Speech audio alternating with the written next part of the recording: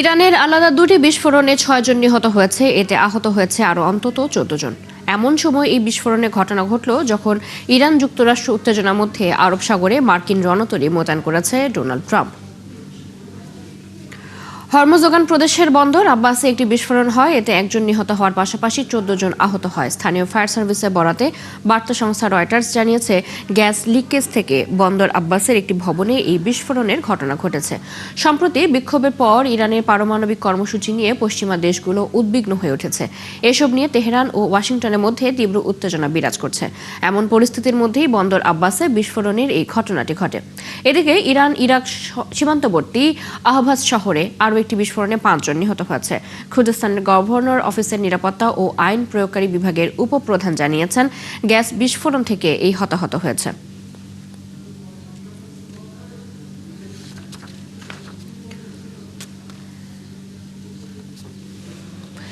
ইরানের বদলে এখন থেকে ভারত ভেনেজুয়েলার তেল কিনবে বলে দাবি করেছেন যুক্তরাষ্ট্রের প্রেসিডেন্ট ডোনাল্ড ট্রাম্প।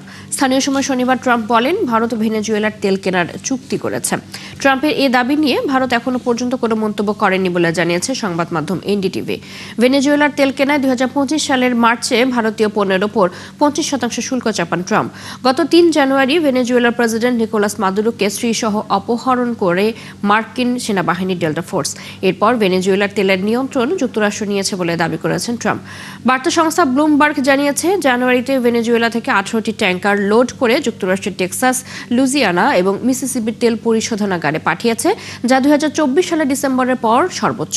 এখন ভেনেজুয়েলা থেকে যুক্তরাষ্ট্রে প্রতিদিন প্রায় ২,৭৫,০০০ ব্যারেল অপরিশোধিত তেল যাবে, যা গত বছরের ডিসেম্বরের তুলনায় দ্বিগুণ।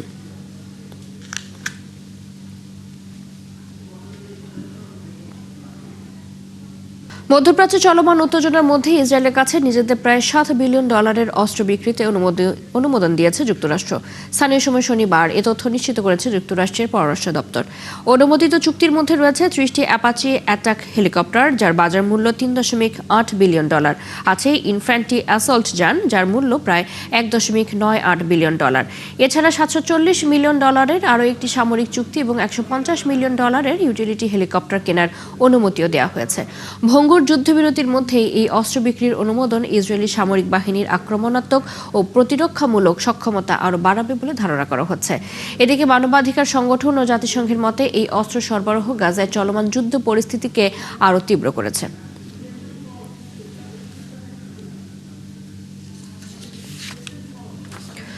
তুরস্ক, সৌদি আরব ও পাকিস্তানের মধ্যে প্রস্তাবিত পারস্পরিক প্রতিরক্ষা চুক্তিতে যোগ দিচ্ছে না বলে জানিয়েছে সৌদি সামরিক সূত্র। মধ্যপ্রাচ্যের উত্তেজনা প্রেক্ষাপটে জোট গঠনের আলোচনা থাকলেও চুক্তিটি কেবল সৌদি আরব ও পাকিস্তানের মধ্যে দ্বিপক্ষীয়ভাবে সীমাবদ্ধ থাকবে বলে জানিয়েছে সূত্রটি। ফরাসি বার্তা সংস্থা এএফপি এই খবর জানিয়েছে। সূত্রটি এএফপিকে জানিয়েছে, তুরস্ক পাকিস্তানের সাথে এই প্রতিরক্ষা চুক্তিতে যোগ দিচ্ছে না, এটি কেবল পাকিস্তানের সাথে একটি দ্বিপক্ষীয় চুক্তি হিসেবেই বহাল থাকবে।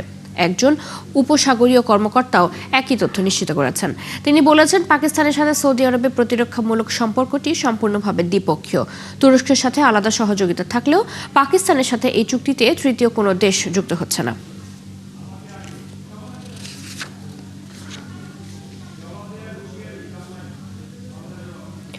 পাকিস্তানের বেলুচিস্তান প্রদেশের ১২টি স্থানে একযোগে সন্ত্রাসী হামলা হয়েছে। এ সময় সন্ত্রাসীদের সাথে সংঘর্ষে নিরাপত্তা বাহিনীর ১৫ সদস্য, ১৮ বেসামরিক নাগরিক এবং ৯২ জন সন্ত্রাসী নিহত হয়েছেন।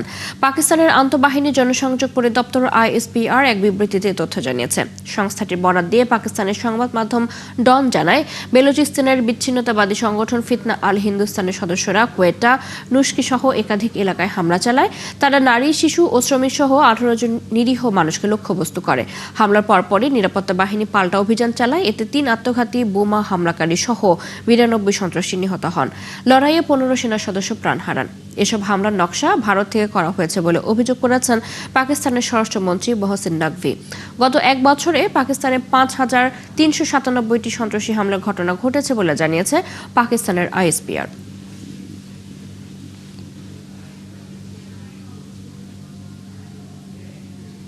যুক্তরাষ্ট্রের ডেমোক্র্যাটদের শাসিত শহরগুলোতে চলমান বিক্ষোভে হোমল্যান্ড সিকিউরিটি বিভাগকে হস্তক্ষেপ না করার নির্দেশ দিয়েছেন মার্কিন প্রেসিডেন্ট ডোনাল্ড ট্রাম্প। ট্রুথ সোশ্যালে দেয়া এক পোস্টে ট্রাম্প একথা জানান। এদিকে যুক্তরাষ্ট্রের বিভিন্ন শহরে আইসিই বিরোধী বিক্ষোভ অব্যাহত রয়েছে। বিক্ষোভে অভিবাসন বিরোধী সংস্থাটির সদস্যদের সরিয়ে নেওয়ার দাবি জানান আন্দোলনকারীরা। ওরিসুল ইসলামের রিপোর্ট।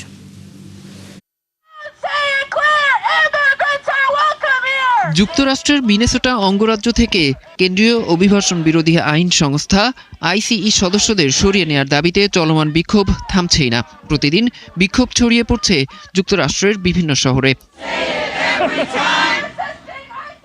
মিনিয়াপোলিস শহরে তীব্র ঠান্ডার মধ্যে হাজার হাজার মানুষ রাস্তায় নেমে আইসিই সদস্যদের প্রত্যাহারের দাবিতে বিক্ষোভ করেন। বিক্ষোভে ক্লাস বর্জন করে অংশগ্রহণ করেন শিক্ষার্থী, শিক্ষকরাও।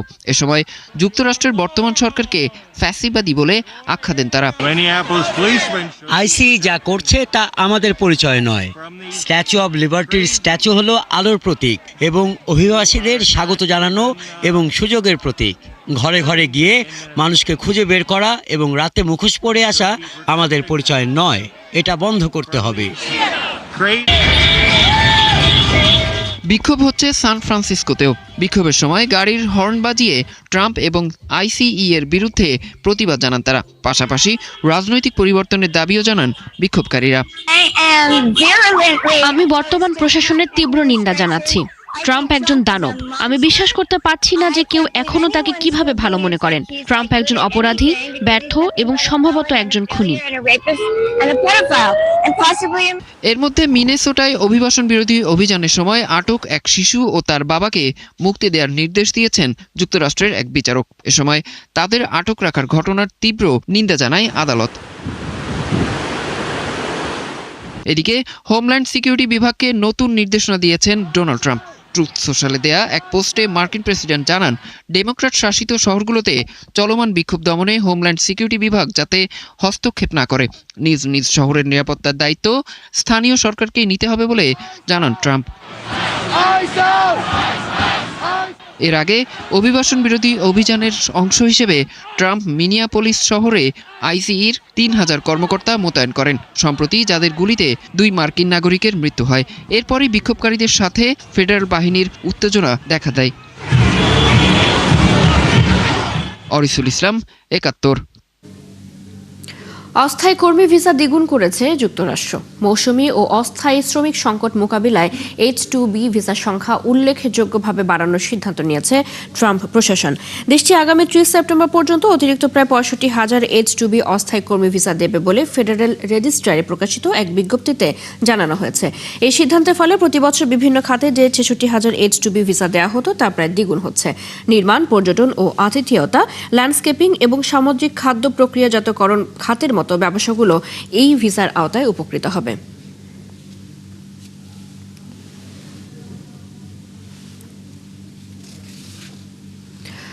যুক্তরাষ্ট্রের কুখ্যাত প্রয়াত যৌন নিপীড়ক জেফ্রি অ্যাপস্টেইন সংক্রান্ত আরও নতুন নথি প্রকাশ করেছে মার্কিন বিচার বিভাগ। শুক্রবার প্রকাশ করা বেশ কিছু নথিতে ভারতের প্রধানমন্ত্রী নরেন্দ্র মোদীর নাম এসেছে। এই ঘটনায় শনিবার ভারতের পররাষ্ট্র মন্ত্রণালয়ের পক্ষ থেকে এক বিবৃতিতে মোদীর নাম আসার বিষয়টিকে ভিত্তিহীন ও নিন্দনীয় বলা হয়েছে। তবে এতে ভারতের রাজনৈতিক অঙ্গনে শুরু হওয়া বিতর্ক থামেনি। দেশটির প্রধান বিরোধী দল কংগ্রেস বলেছে, অ্যাপস্টেইনের নথিতে মোদীর নাম থাকাটা জাতীয় লজ্জা।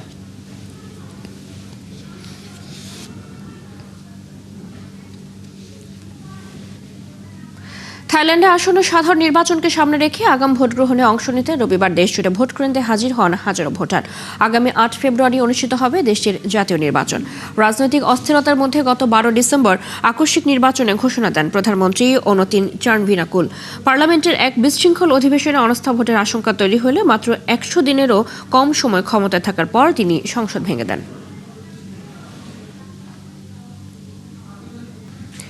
এই ছিল আজকের আয়োজনে। বিশ্বের আরো নতুন কিছু খবর এবং বিশ্লেষণ নিয়ে আগামীকাল সকাল ৯:৩০টায় আবার হাজির হবে বিশ্বযোগ। চোখ রাখুন ৭১-এর ফেসবুক পেজে, সাবস্ক্রাইব করুন ৭১-এর ইউটিউব চ্যানেল, ৭১-এর সাথে থাকুন।